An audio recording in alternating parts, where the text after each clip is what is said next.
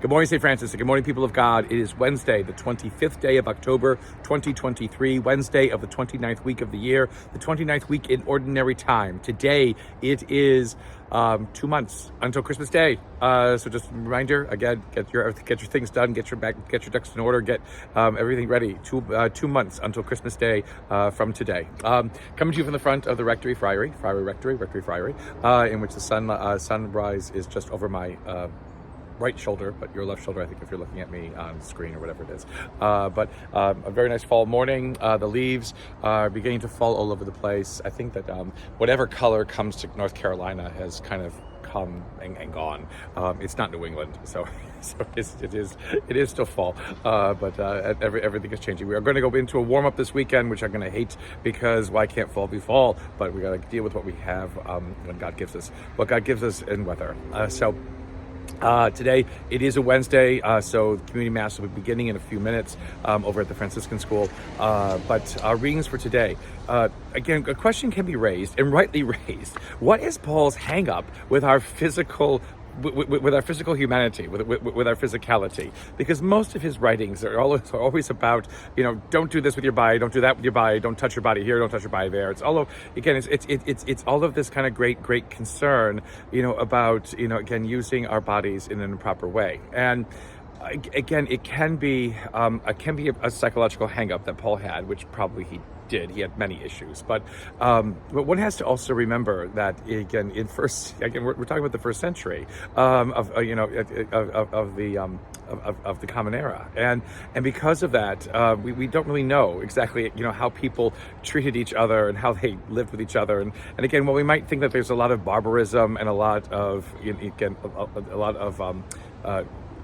ways in which people did not really take care, of themselves or of each other, and a lot of using of each other, and perhaps, a lot of, who knows, animalistic and whatever kind of behaviors that we as human beings have. Perhaps Paul is writing again against those. Was there all kinds of things happening? Again, he talks about lasciviousness. He talks about all kinds of fornications. He talks about prostitution, all kinds of things like that.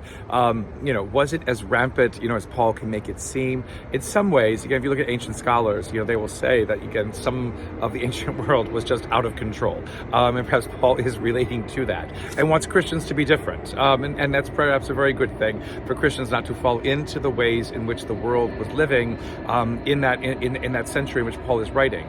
The same can be true, though, again, for us, as believers in this world, asking ourselves, how do we live? And do we live by the way the world rules? Do we live by what the world values? Do we live by the way, the world understands things? Or do we dare to think differently, act differently, hope differently, respond differently, particularly with the crises that are surrounding us, in our world today? Do we respond the way that the world says that we should respond? Violence for violence, or vengeance for vengeance, or what have you? Or is there another way?